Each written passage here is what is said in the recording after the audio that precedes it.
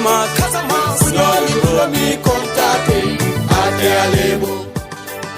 Kutiyom kulinum si jam di situ bam kata departement Oussouye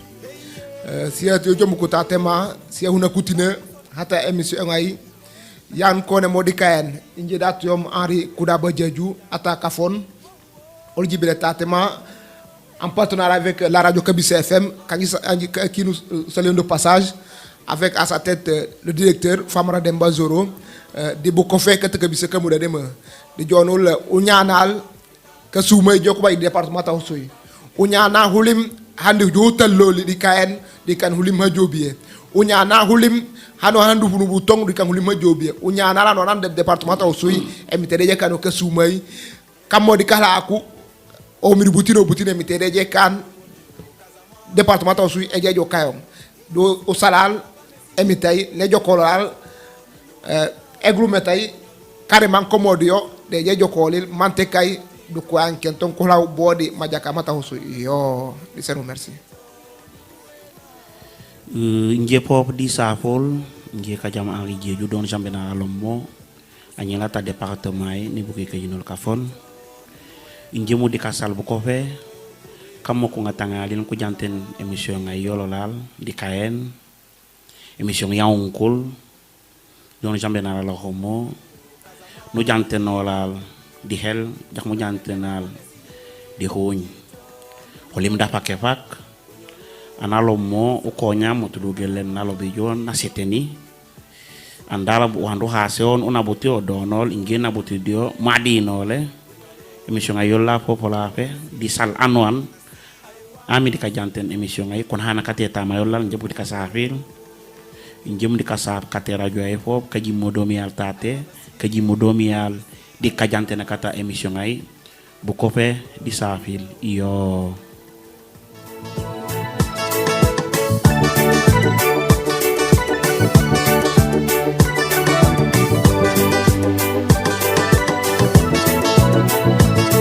ok merci beaucoup Henri merci beaucoup DJ Oufil siet njibi mota tema ji motan bu watanal siatan sadje silambata lekolay ujuk mo jom batale ko ruske utu commencé ro batale ko utunguma batale ko lay bien kate sula lu ko ne ujondel batale ko lay kankan olad ajole dane delem andu hase kana kon di simit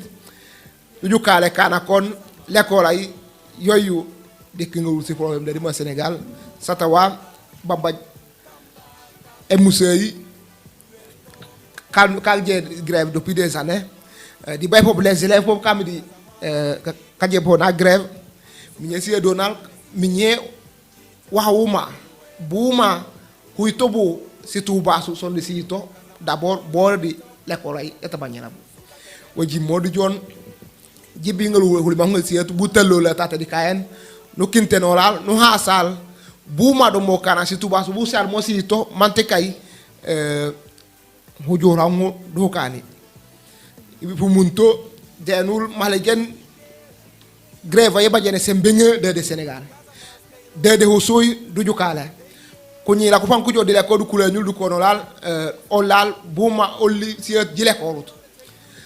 o baña ko mo kula ko rut o la mi fo uduma lal ko no ngoget woji muru chamari jo ban bu ko jot l'école e musey du ko no lal olli wa jilo mo di gouvernement yi respecté wuto minye buyen nono ko emusei du ko bo di gouvernement du kon o li panji kama gouvernement e kan to hawma wa hawji mo yon se bobo ha no kinte no waji mo di hawma bo les parents d'élèves hu to bu kon du ko to bodi kaja kena kata école du jukale kala ko dan grève commencé mbo siet les parents d'élèves ku to hu to badje en da ko mo l'union nationale des parents d'élèves du Sénégal beaucoup to mo mantika ko lamben gouvernement di emusei ko bay kajamo di bay l'association nationale des parents d'élèves et étudiants du Sénégal du ko yito kon o laburo ndu to manti kay l'école de bay ke soumay du Sénégal bandi salil bu ko situ si bu ko asata bañira bu parce que den sen ku bokkay di kejimmo ke soumay ko bañ ni ke ko letero tumo gouvernement ko yito baba les ko yito baba ko abu ko oliji ko en abu ko oliji ko en du ko ni joji bo hubo akiraja kene mo kayon o la babe hubo hawtema hom di kayen bu ko ni ke dans les administrations bo la hubo hawla di kayen woji mo ke biseru bay kayno ka jam ne ko kon émission be bungu tudde di kayen man te kay wasa bu don du canal nu régler ci information la mi ñi wasa ko akela ngale mo toujours mo hajake du ko bon émission du ko le panjikalo li ma l'état du ko do panjika ma ji lo bakanu panji bakanu ma ji bakanu les parents du ko ni maet bu ko rupe Sénégal yommo yololan anwan bañolol bombu bo émission bañolu bombu bo gouvernement yi kat gouvernement bañolu fo bombu bo bu jondi ji kan manti kay di jili ba jakken enseignement au Sénégal di rango miñe protocole ay yang ko signé mo en 2019 il faut ba wan kondu ko respecter gouvernement du kon fanji famenol ni ke 10 milliards di revendication les enseignants du ko maat hini gouvernement ko fame ko bon ji famenol du ko hini bo tan gouvernement ko mom on tema jibon ket jituto les parents de la du ko ni musay jibon ket jituta to manti kay waaw du kaani bale fo bay fa niti tati kat holi mawni ki atiyom bay fa du ko bano kenal ok bale fo dia un tuma bale let yu meji bagnira bolado bu jak au lieu de hosuy do mal les élèves est-ce que nan grève melango bonu katale minya mbuko ku fulul na ku jogu kesuwe du ku jogu wendu ku johamma njeden sen hani bandu ju kale les parents de kamenge ku ñole ku jumole ku kulañu ko ni atu añolom de tout do gonol u bon ket yotu ke yak yop nu janga parce que kam mun kane grève fambe banu kat mo ke yak yop katu bi ka yop nu ulo du kesuwe eteo ka jom o hamenge panu wadu fakinga bandu ju kale kana kon depuis simit l'enseignement au Sénégal est tegejo programme est bénédit donc ngay monuen pomandi eng be ngali ka jom ci problème de lacune oji mo beaucoup de parents de la bi sapi nga di sali nga du kon ko ñolil waxayo baje jibon ket jibo njijuke wax ngial mo jikan si lo so nga serim sey ko kanu mo parce que di so ko man bi ko évaluer wul oji mo o salalil les parents d'élèves d'abord kata usuy do salalil les parents d'élèves kata l'état le Sénégal que jimmo on maru baj du lu kena fo du sala fo emusey di le gouvernement kanga mo ko limi joxo kan tintano on ko bo hajo la dane ko joko bodi kaen on ko atan on ko tallo du ko trouver solution aye bando ñaanal in continue politique datema de sero merci io njibani le ñu to jahin di bo atio malomo Jean Bernard par rapport di sigreva su salve mo mataso c'est vrai emusey ku baye droit ko jo grève c'est un droit reconnu hanko revendiquer modio wolil gouvernement yi foof e ale e kanto kangenil di wahani musey ko gellene mo parce que o ngeni monsieur di pampagne waxu man don mi yew fanu kano wo bilin kajom o kanu to wo waxu ngale mo ke juola konko siet o ka o respecte to handolo bom kajom respect ka jumum donc les bi baj kajamo yoyo mo ngeden sen hukitu mu ko homo omwan bonu kanol waxu man do kawo panjili bajamo hulubutehu atiom dalo ben hotate grevay anon bonu ñak bot boyap e musey wa ko ngesedio kapame mbacham mbulonga boli bu hembo koy ko bay bulong ba jakke di bloka boli ban ko modibo parce que koke du olo kaolil bu ko kulinge tano mata l'école ils ont le même niveau donc on tous les dioto et lob bac bu kan di domenali bu kan di métier yolil donc bu ko waxan ko lob mo di gouvernement yi bandu ko jamo ngeden sen gouvernement ya le kankano imine kaniwo mante kay sile ma sum se sando ma modiso d'ici yakulo isko elame nge e musey grève pour montomo débrayage pour montom bagnela bu grève fakansa sile hemo ka anticiper du ko créer des motifs ko jo grève minye olal si bu kolasu budu yino lale di si grévansu les grèves récurrentes sando he mon nano nan grève ola babe den sen uyegutel dak masanjamumu mata grève ay excuse-moi wala excuse-moi no joko kusuka hu rebelu le mo par exemple à 9h ang we débrayage ku nekulu ba l'école bajut bagnira bu kolam ko yono bo dutinewu baju buli ken baju encadrement kolini be yini mando jukale mi ñe ni vata l'école ay e besse e yekulo nge pano jo bo terminal pour no dan kullu moy ka hene ko koy c'est problème même du jo bot université bon lo kullu moy ka hene ko koy c'est problème donc tout ça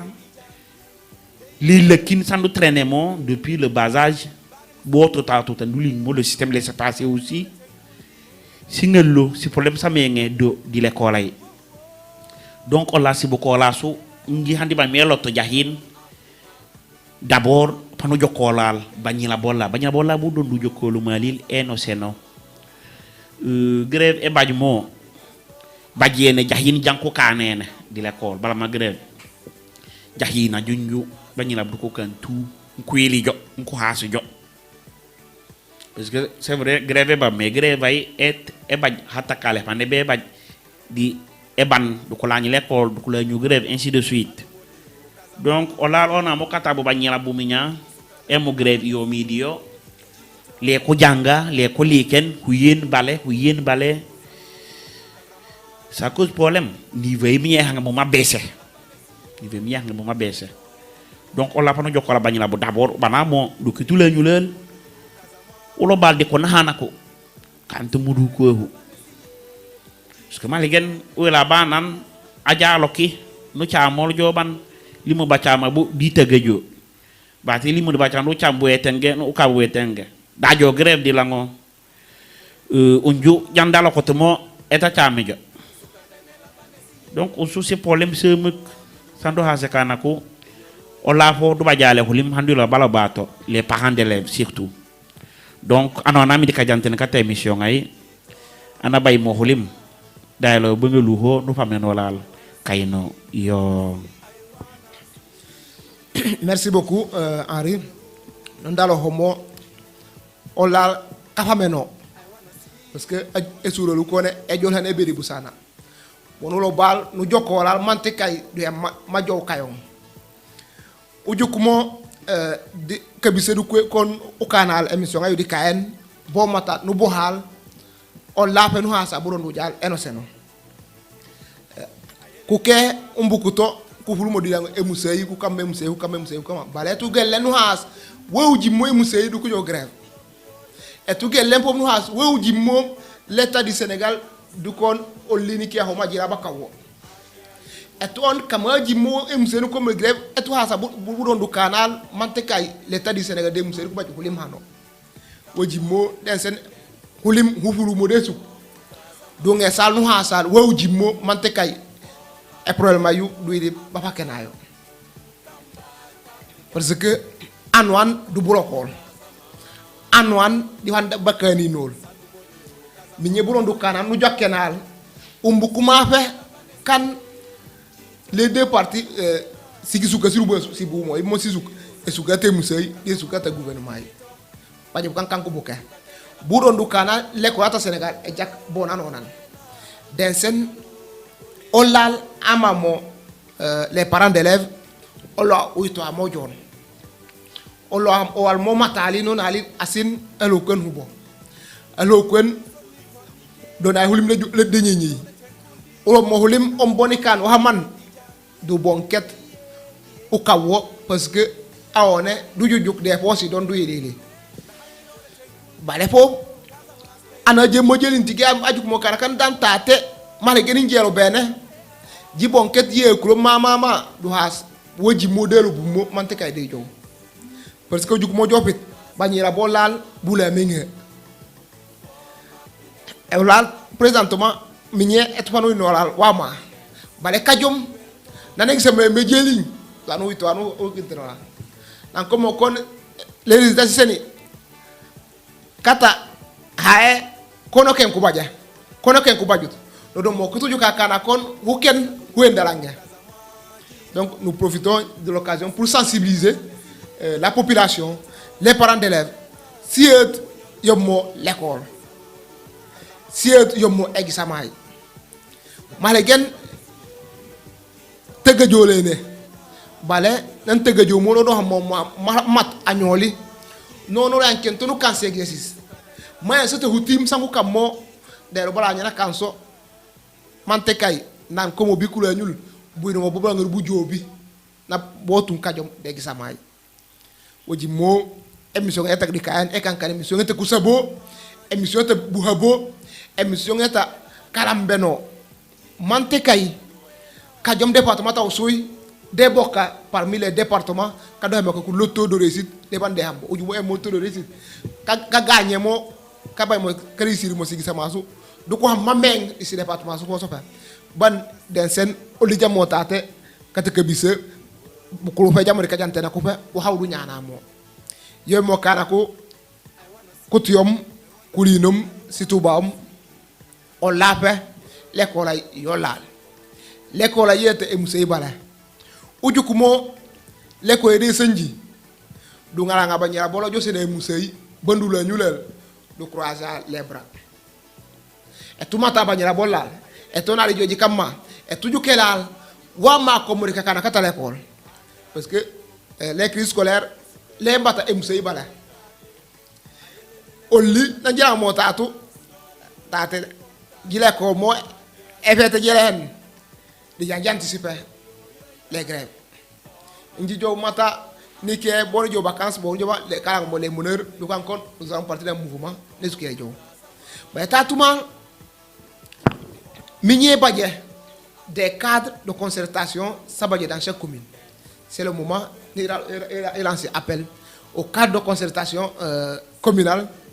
parce que badje paix et prévention de conflit kuiton ko haskana kon bonko tiet nan summo no kon du kan kuno kan si l'école su jokon bañira bu o njibi mo bo kalam ben l'école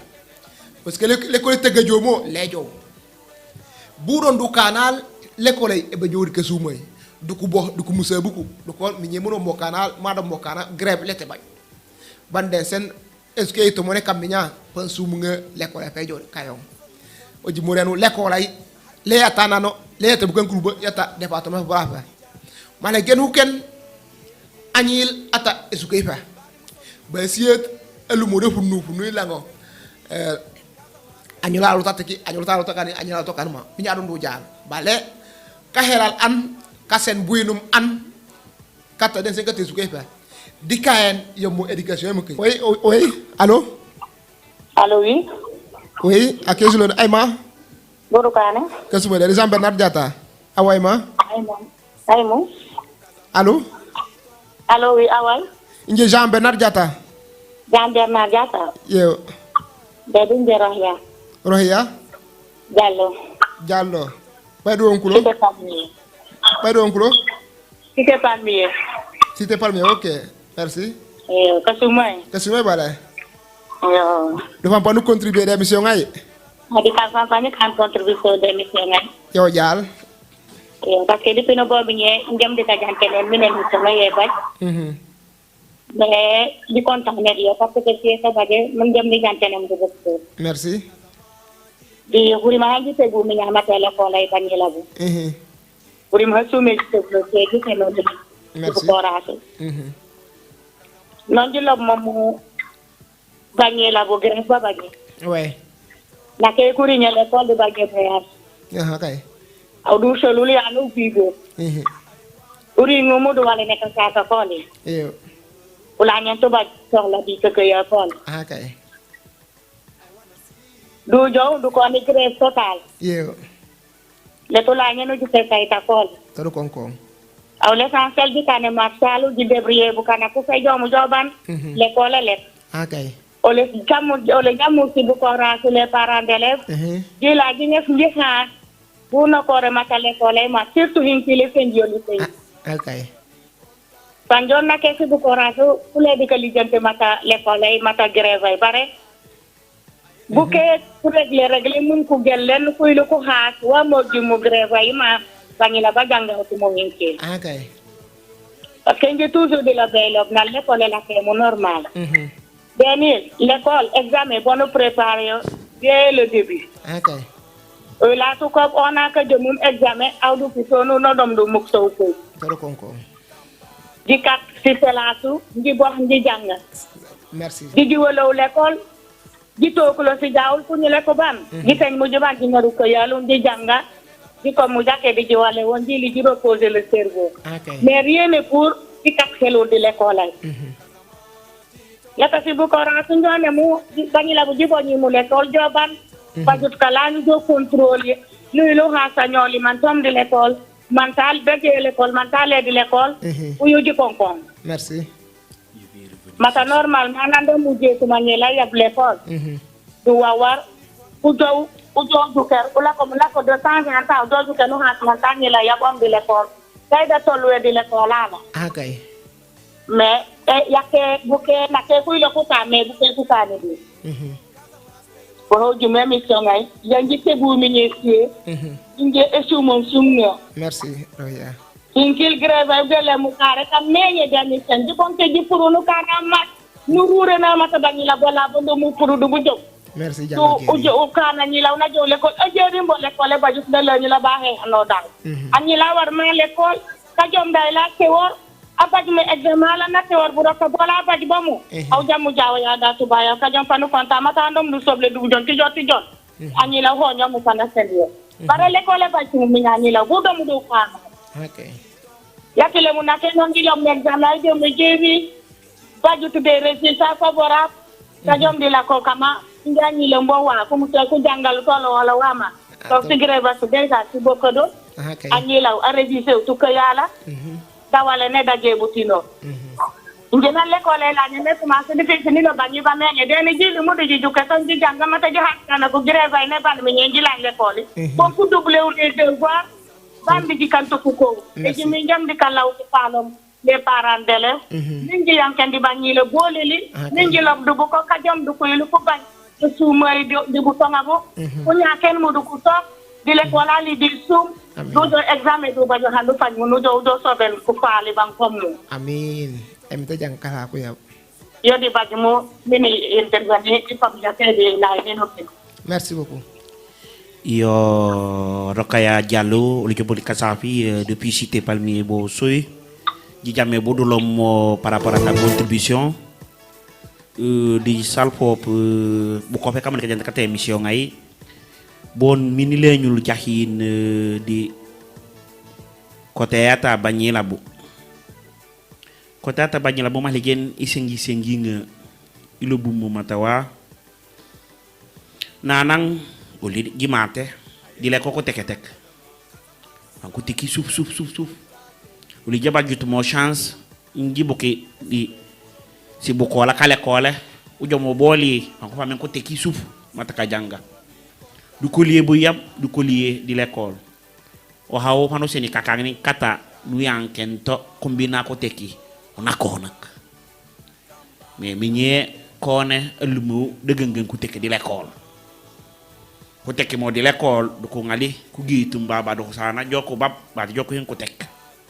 bana do tekente kanyelo le mata no tekolo kajen ba tinu tekolo muk mais nuir bala ñu du butini batana ha sani jox ndekane mo dio o jakoto ma dia lejo lu mo dayo keno la ta tunga di le ñu to bodi o lar ci bu ko laso ka buku anawo panoli to ujo kolondi banyala bu ali keni mo alobi mo ko jamot ateki mo do nyat fotul ko bila ku yam ko le babu mata anyelaw dateke do mante bonate ko la muko ali date ko du huku ali date ko di bagin bonate ko tintando ha se kan ko yisengina hasan inge dale kan to boyino mom wahoma ifok no hasa surtout kala buko problème yu nyamenge dibuko di juyo parce que bajo handi joke utek ma nyaw nane da kumbentala ngoto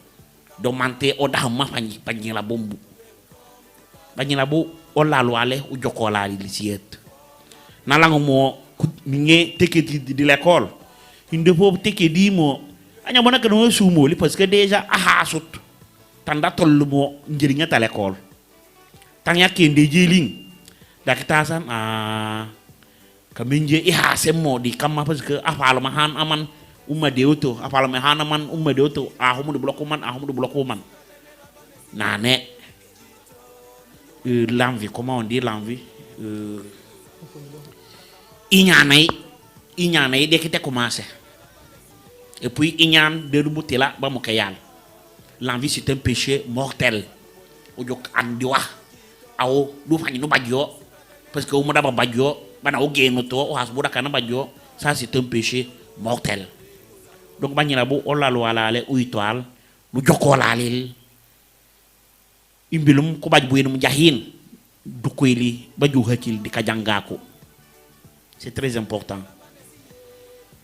dis-le nous encore dis les parents surtout Jean Bernard alo ben hotate kabuko nang yommo nango l'école bebulo oui mon nango du jojo jobinde nyala kale bobu nak surtout à l'école kembi la kate classe ata anyoli kay diko musalil o hasu tol o hasu man te dajje jo l'école man te je di l'école aw nane babu butumi bu lebo non anyil ugitu mo l'école do ala hasu wada kane bo di l'école ka ko fanula ngoto nanko mo joku ngalul o kayale diagoy o lokot o la hoa mais tout ça ce sont des choses qui devaient se préparer en amont donc awma aka mu nil de matière man do ale o has aw abu ko law parce que miñe kamé ko jang no ko lo don nan andi ci touba la di mamolal kamé ko janga añal ba baji mu des lacunes dans une matière ou un module do ale o has yo donc di lawe si bu ko la su imin ku joko bañilabu u geytu mo añi l'école do alo ha sañi law l'école bu dabbo dio banana dafa ñene u fule medi lami non añoli u geytu mo l'école bo mata kajum de nango an bo kajum de ne koyum nayli ba jokol ne nango e bosu kay yeb hoji mo kamenge do ko na ku sacrifice ku geytum bañila bolil l'école si del ma susu sangolam ko tambanya bu ko le de ba nga soko kam moke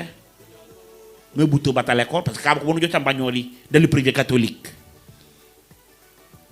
hini mo hini si junne minamu voir ko ngen ou plus donc si junne sonso même que tout lonu ba jottu di so sohola du lo ba nga so senake andu hino koy mante da hen along donaw mais don i sacrifice ni kana ñi lumba dele ko ya jakke imbelum ay li baba bahas baba sembe belu bu jeri ngol donc encore une fois njëm di kalaw si bu ko laasu u yankenal nu jokolal bañila bu nu jokola bañila bu jak mu nabena di hatel ma wey anyi la tiki diiti njalo be meytimal ku tekke no tammo eti janga yo emitay e hay yo set parce que agnel ahasutu wada fanya ku yeen balé dafa ñe uteñ mo foñu ban ku yeen balé dafa ñe kala agnel ana hanay lo bana benol nalam benol mbir mala nga nana han kajom don akila ifaniti tate ni katoli mahu atuyom di bandi bile ñul yo merci beaucoup Diabone tout d'abord yandi saf Rohaya Diallo ata cité premier tato soy deni di sa di lu kening di yabe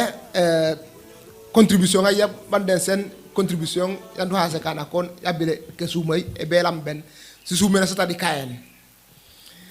nonu fi mono bal di kayen di la sukay ko onkul non roya mori ka onkaku kabaj mo kredi utal lo la kul manke kami mori ko ro bal roya deni jakum uyolo bute jabando modibo be commencer ulob ko faali o continuer ulobil mante kay o lafe du ngalal winu mo lal ukan allô oui bonjour allô oui allô Kasumay bale Jean Bernard Diatta awayma oy bulukane Kasumay awayma lalu inje kubiliso Diabone oui le grand kubiliso bulukane Kasumay bale yo 14 ko nebu ça Ça va, kasumay. Merci de jamu le mari contane. Boy Kane? Kasumay. D'accord. Donc pas nous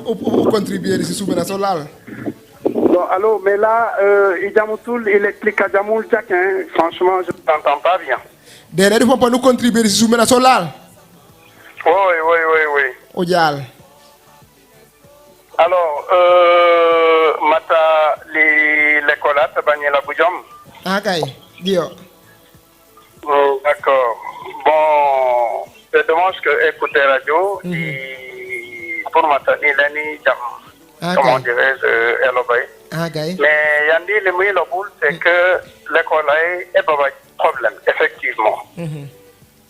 Balé problème yan l'école est pas du mot. D'abord il faut au khasal kanaku annonce fait kangenol kunkudo. Ah kay. Gouvernement kangenil kunkudo. Ah kay. Alors là jabu kamo bani labu quand on a les mou parents d'élèves umualdo. Ah kay. Bani labu kumbukudo. Les partis qui est gouvernement et musei kumbukudo. Ah kay. Kankan wahwando hase kanaku u sengi parce que bonu fulul libujom pendant presque huleñ u jukut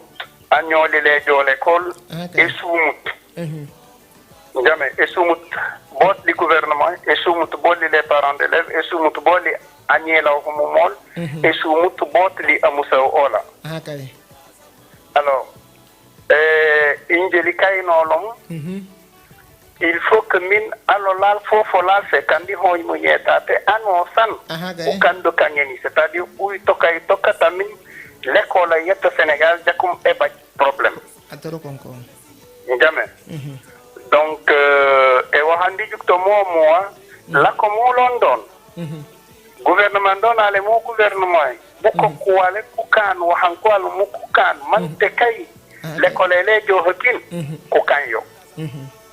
la commune London alola dana mon parent d'élève alola loirale au canal jololal jatamin le collège hokil au canal la colombanie la au canal la colonne annonce amuntika la ko kankone mu les acteurs de l'éducation ko kan wa min l'école tabani la bu jakum el jahaso lomunya akay ko nga allô oui dijami voilà donc personnellement le président départemental des parents d'élèves. Ah super. Alors, mes situations est tellement que il a tiré le bibou et l'homme par 2 ou 3 fois le Jojo Djiba l'inspecteur Humumol l'IF et non IF le tout le non il y a problème. Mais le problème est pour le moulou canal, le problème est innocent. Parce que là, le problème est le département ou bien régional, mais c'est tout le Sénégal. Et c'est un problème qui est le syndicat. Il y a ce demande syndicat beaucoup les Koudjoloy. Alors, syndicat, nan kuje kuy to mon la ko boko ba je waxan kulo bene li gouvernement e bot min kukan bot min le ko la to Sénégal jo til kukanu tio adumbe on to bale kakaden kunkuto kay tero konko ma jakutu muto maintenant inge personnellement li bajene kayno kata i honyen les représentants kata l'éducation au niveau départemental mais malheureusement même qui tombe on honyin fan ko janteni fanjeli ci soumé balé holi ma husolo hubu ko ila ko kanto wa parce qu'il faut ko ko na hali kamo Dakar donc quand problème yando hasi kana ko esengi nga mais maintenant la commune London parce que badje association les parents d'élèves au niveau national kanene mulon ban buko période yu fof malagen ku kanali mais au moins ku to pour un ku his masenjama ki lumu mais ingeli badji kelom nan wa haw badji mu ko warene ko kan de tous les associations départementales ou départementaux ça le Sénégal min bukana ku fekku bokka Okay. min ko haskana ku sengi nga bu ko bale au niveau de Dakar ku ilat ku comment dirais-je kute bute bombo wax bale yil min ko li ko réussiro mais kané monon don hona ka hona ku kanu nge personnellement i jokot kayit kanu san kanu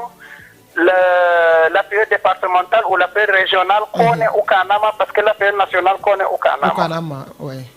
Donc parce qu'il faut savoir que un secteur la kaneta te bolok bando ha te bomu bubaj aw suy bobo mubay nandanye julumu waxanda jandama kan a réorganiser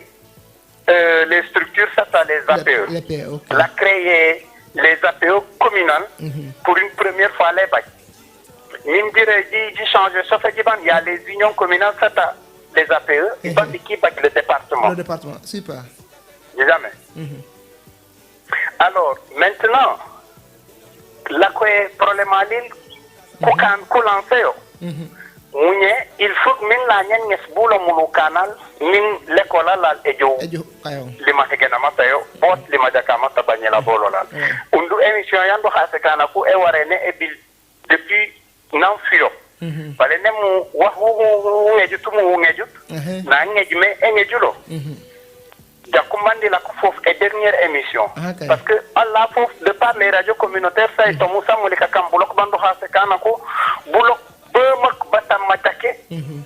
warena ko continuer na ko global matale ko parce que ndo global métier ni leni met ndoma mu husui akabisa est ce que c'est fanajam parce que la société avancée ouais. Alors, il faut les calaou, hormis ce genre de type d'émission à distance musicale, mais ça serait bien un plateau, il y a min ake aba aholaba min ukite nolal même bagné la pour mumil ko ware ko badji holima ko hodil li matale ko lay parce que ko badje comment dirais-je ko joj d'ici l'école les gouvernements scolaires hein? Parce que mon frère pour te dire sengi parce que tu que Mohamed dans la commune de Souy nandi ba muli inspecteur ikele nol bonji has bujani kan la no bon lo halu mom le nil parce que ou imaginer d'ici ce que c'est le yolamu panu jok bani bando hasekana ko que tel l'école maintenant comme ko jam kana ko Souy ba ele ba beaucoup déloger di joko tok bo ko fali ko déloger et pourtant grève yuma baje sakku mo sekandu hasekana ko malgré grève e baje bale bu ko fale bot min ko jokuli ken banyela mais comment de jokku ngej la mo ñew banyela bolo lal ko mu mikulani kulani jokku tok de ko fali ko déranger est ce que unduma vraiment wax wajake botli ko toyil kan ko la hemu est ce que wax wajake botli alola jama mo si boko la il est ce que wax wajake bot ouais parce que grève aussi il faut dire que laisse beaucoup fait ko fagno ouais laisse beaucoup fait ko fagno alors Joman waxaw fait pour amuli wuli wujaken l'école lolal li kotayata les parents d'élèves lendilo les parents d'élèves ko baba eji ko yandu ha kana ko ya jakut inje hange munyesi mi ko ngen injo muli système ay tous les présidents d'APE comme dans le département kandi hasut ko famut mais o honi moni kono kem kubile muna kutul au ba honye réunion APE Souneni. Et ce qu'il faut le lire. Ok. Parce que pourquoi les parents de l'élève jok l'école et l'on non dit l'obéimu tout le temps bon débarras. Et nga nyolo mi tete hinu bo bata l'école, minge jeje faje sohlom. Taro konko. Fanu jok même anil asumute. Apu ko la katol na to l'école. Na janga jiba museo la kita ho nyolo mbala kono anila ala ngre to muso mutu ama ujete fatama soma. Olla partial la liata parents d'élèves. Les bagni l'école ta bagni la bu. Yo moyay est-ce que là lu soxla le bin bañe la bolo la ku jekum bata l'école alors enge yo li xanye bu manok li les parents ko hakana ku l'école yo la le tieta directeur le tieta museu le tieta l'inspecteur le tieta comment il s'appelle le tieta je sais pas le ministre mais yo lolal tato on mutu hatia olla les parents de l'école yo lolal kuma gouvernement ngalil ko ay affecté min bil ko sen ka hasum yankone mo xam bañi la bolo la mais ola luare la hisel bu kana ko kana ko le ko lay yolo ni aloli jikiyo bu ko jibi bi bo dil no bo local ola menom ni la men yonto amuso bona lambe na nyila la lambe na muso a tuba yow mbaja wa yow la lambe na nyila ainsi de suite l'inspecteur la kandojola administrateur la kanjola le président la kandojola Toro Kong c'est une chaîne waha jakutumu ta tema le département ta usui wani lokke mu yo wu pour ni les parents ko jam kana ko a directeur a ko nyumu anu mu gibi jitulo o la tang banyila bolo la nu jojo tula nu jamal wa o paje okay pour l'instant il fallait pas me holim non di lo buyo mu c'est dommage il explique à Moulja mais comme li ha c'est un peu li waxanjon de lop li matale ko lay si et njomu li kalaw min situation ngay vraiment est réglée définitivement min kat kanya ko la kunku kami muliko parce que kakaden bot l'école ta bani la bolo la merci beaucoup merci ngé ko biliso merci vous connaissant di hase kanaken kama an hase l'école ay dipo ananto parce que non du mono le président départemental Allô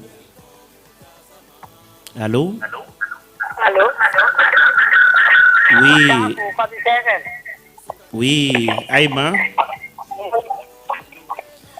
Uye kule radio yap. Allô? Uye kule radio yap belu inoto. Allô? Voilà, uluy jake radio ay. Allô? Oui, uli jom ko di kajami, TBC FM. Oui. Monique Sambou Jikomo lo jom ko di kajante ni ujal. Émission anji kala sum. Merci. Ndemu di kafaw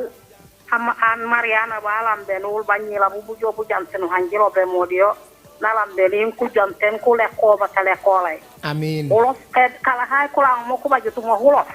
Ba huket. Tomara again. Merci beaucoup Monique. Merci. Ok, ojom ko di kanol yo Monique Sambou depuis Mlomp Jikomol di la ñul fop isaf anahana o apulunta momnie ku billi so jabon anana ta association des parents d'élèves au niveau département de Soy du senetate kaynoli ban kayno kabaji sembe bandi kusum surtout di olal si bu kola su sata banyala les parents d'élèves di lo ben hotate man yendone o côté radio jantel mais di lo ben hotate jahid mata olal kamenge dolal fanu ya uya anyela ajole kol jobanu hasu wa madakane bodio donc haw mama do ale o kanato buyinu molal banyela bu li sindukuli banyela bu kololal olal bu kalil olal walale o toñalil ataja ala muda jo kata jo kana baja haka abaju mo haka busulo bulite eta bayi ka koli donc banyela bu minya fofu dimo u jokolal banyela bu mu senali sembe mantikay do ko di baju hakil di la ñuto du matagre ba yandlo bala modio ngeden sen gouvernement yi e ale kanto bu yinu yo jak di lo ben hotate fadi fam di la ñuto je vais insister là-dessus parce que ommo an hinkil boni seni waxu man bu nak wax waaw bu naayaya uwe du kantu du respecter waxaw mama wandlob mo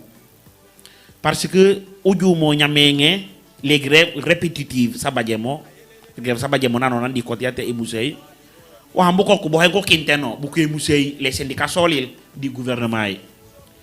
e musey fankoni o li wax man jifagne wax man jifagne jifamenoli wax man jifagne njikadoli comme traitement gouvernement yi fanko kinteno do ko jojo ku tuken ko limango ahe fanjikano mi mo man fanjikano mi man wato e man mais wato yu elimo ko jokko to gouvernement elobi mo mu ila tanwani fanko jo grève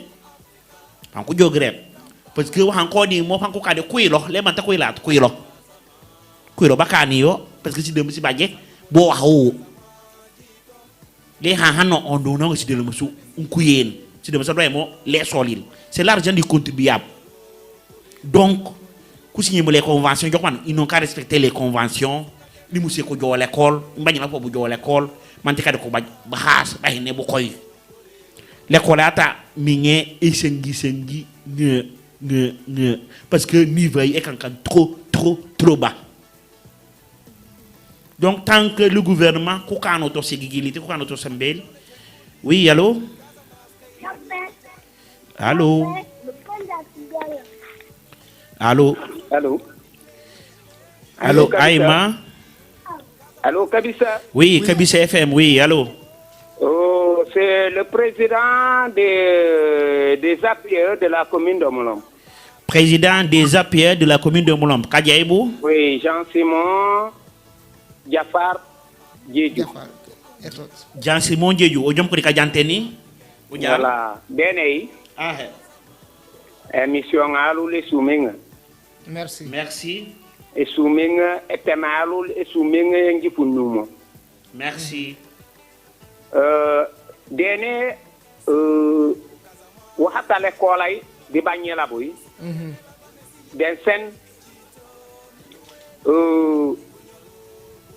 il y a un partage. Les responsabilités sont partagées. Les responsabilités anouan d'abord des responsabilités à la abu kolaw amuseu gouvernement. Balé fani jandi lob du gouvernement. Le gouvernement n'a pas signé accord avec les enseignants et monsieur pour respecter. Pour respecter. Waxaw ngalle mo ci grève su samenge. Bagnina bu batale kolay grève yanku kane mo yake ku konge yake ku konge di mais au lijam mo parents d'élèves jibele bilgi joji bohdu bu ko min jilobu bu ko jonil babu banjom mo di jijuke lebo Okay. jombo ko di jipet jibe ben min jilobu dolli nolli kama jilang kayong min jilob di l'administration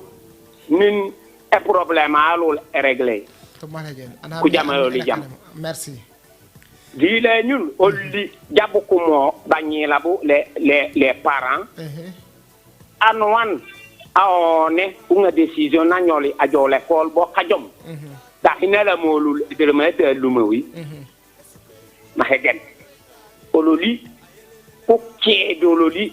pano ya ñila ajo l'école ujo ali ato has musa ola ato has classe anda kane mo man tera hanje atu ha sanyila man te ndaje mo le ko de lingi limbo man te lingi dit o yupe yu dololi banano nan nan jon ke mo sire nyongasu ko bu kola bu ko kata banyela bu bammo di le kolay jilo be loko ka bu ko ban kunenum ka bu ko let kunenum le ko ko nyam na windon ahe anyela nane aha jaja débrouiller bo yo aja kambo aha aja kambo bu ataja abajutuma haka budam moda kan neyenki naili avec panay linga il faut ko na baj bu kan kana be dubu solol no yono ko modo na nyil anyil una modu bu solol nonol anyum yankento de bellu basale ko du bubu kakaya ko ma to ila ka janga du babi ko do nol unehum njuum ko la nyel ahina ay ji jakke nonol aw fanu bo jokalon tate to ya kata nyela man to mo de la ko du nyaahu to utu ko misala no gelle no anyi do mbem mo nabile mo nanon nan le ko kay yoden mo puli ma holu husumun sumun merci président yow bala di sa pulu diabe Wole ji hamma sa bandi kontane bokolol que bi se fait di bukana ka intervenir mo di après zangumbam amo ko biliso le président des APE du département d'Oussouye et je suis son vice-président de ça fait ko biliso OK merci yow de cabo ko ka intervenir mo et tous les présidents des APE des 5 communes du département. Merci beaucoup. Yo, oli popo jobo ko di kasafi Jean-Simon Djedjou depuis Moulomp. depuis mulom jibeten exactement ujum di kasap bu ko fe kam ka jënd kata émission ngay maligen si sumina solal si sumenga don lo homotate ka jokola kem ke ku si bu kolasu done memo yejot do jok anyela yi jenon hono bo jokelam anyolam tate ke ye ku bo mantelo sangala dai le dio mantela tio nan konen mo lo son nunsi mantelo son si mante de binde jak mante binde to jak ku mengot ka bay mo kay no la konko ku mengot même bu ko kandu hay mon kuy je jaké ku kedo bu ko uba jotan yatanu bu hodani law nu jok wa ma dakane di l'école ka bu ko den sen peut-être yo mo l'été de la mom di kunne étudier chame eu di kay normal je pense parce que na don ninge diplôme singine mina mo ije chama no di l'école joban ele ñu mo njeti ha sañolom wa ma dakane di l'école eu non il a ba jamu ñodo buin mom sax peut pas concevoir ça donc ko ke miña di jokke don do lo mo do ba ho ulam benolal nu helelolal nu jokolal bañina bu jokola bañila bo bañi bale ko kane ka jom panko kanko nan bam panko baj bam pa du bajuma dib ko kasumay yo. Merci beaucoup Issa Jean Simon di sa Monique di kubele so de Roya Diallo pe ka on ko mota tema nenol hanjiro moji kon l'école ay let anano akiyo l'école ay fo fala fe okilayo yo mo kana ko uginnolel nu tukolel mante kay du jaal nu getuma bañira bo la dike sumay banden sen on la fe butine mbu do ma modi bo do laal bu ko fe kamode l'école ay ko yankento ku be kulimi dindeno mante kay l'école ay de ke sumay on la fe ama mo si bu ko rasu du topal l'école jakku mu ngala añela wu añe bu getuma bo noni jogu kambude musawlen han le président ko mo tatar ku kon l'école ay yolo laal l'école est de Moussebuku, l'école est directeur, l'école est à Banira Bambo, l'école est là à Kinamo de Soukei, on l'a Kinamo de commune, on l'a Kinamo département, on l'a Kinamo Sénégal. L'école est là pour parler vert. N'y a d'un sen malgré Boudjou ko Boussoumenge, Difanyene, nous allons continuer, balenon le président des EPA qui a le mot, sous mot de Mitaï, Dikan, Pankar mission de continuer. Panu bajal bu bimbo nu bohalu kana plateau nu bohal no atanal no hasal burondo canal mante kay l'école ay njidi ko département taw sudan dilo parce que yeñu lolal département taw su yeji moma eji mula mo do mata do mamo département taw su yeji mo kebiseru komitate département taw su yeji mo olnje di henri jibotate ma non do bohal no kinten wala yemo kan ko summo dem tay panu bula ñu lol démission nga yema mante kay du baje plateau et monsieur d'abord les parents d'élèves du Kouboma, les élèves du Kouboma, pourquoi pas les inspecteurs du Kouboma, nous quittons la bataille à l'école. Boudon du Kana, Mantekai, Ousoui, Kajom, Deboka, parmi les meilleurs départements du Sénégal. Quand on a mis ça, monsieur le Koudou Hetier. Yemo Kana, Kouden Sentat de l'Outikel, Bayameban, Yandi Saf, Kataka Bissafa, di remercier il, Bouloka Bankomo, de Bolivina Komotate Bossiet, di Saf, Bokofe Kata département, Bokokamori Kajantena Kolal, surtout Bokoka Nkumo. Beaucoup de moqueries. Quand on clôt tout mot, des hasaka beaucoup de dion cool. Yo mo kana ku sumo remetai, inje chambenar jata, dene yo emetai eje katoral ke sumay, nu matal émission mebil sumo remetai dimanche mebil di ke sumay, no kinterolar pojamolar. Yo njemu di kasap Georges Buyano Diatta qui nous suit depuis Dakar, il voulait intervenir. Njemu di kasafi, mais malheureusement émission ay e bamban. Pour prochainement, du Roba on coule du 78 528 13 21. Dimanche prochain, Pandikan émission à la même heure de 17h à 18h de Kebise FM. Bon, ma tabu kofe kapagne mo ko intervenir di ces émissions à 70 mo ku Roba on coule du 78 528 13 21 pour qu'on participer di émission ay. Di sale anwan angale tangayola na janten émission ayolo lal di kaen kona hana kateta men jemu di kalaw min kolaw mo do kolaw bo mat ko suma kateta mala ni ju hakil jemu di kasal fo les autorités administratives kateta mala fo min kulok di kulok jak encore bo maté tama yo la neex ma ju hakil ni jëm di kalaw bañé la bu les élèves surtout ko kanto yo no mi di l'école buntu tan bané bo sokyata asukaten yo mo o jokolal fofu la fe lu lambe no lal surtout mante kay bañ la bu du bu ju hakil di ka jangako di sap kata era joy kabise fem kajimula mo domi al tatisiet di sal anwan asenolo di sembeol di bahasumul imin emission ay yami modio e libayto siet yo ayelele ma kazama sunoni buromi kontate ate alebo buromi yoitate ayelele ma kazama sunoni buromi kontate ate alebo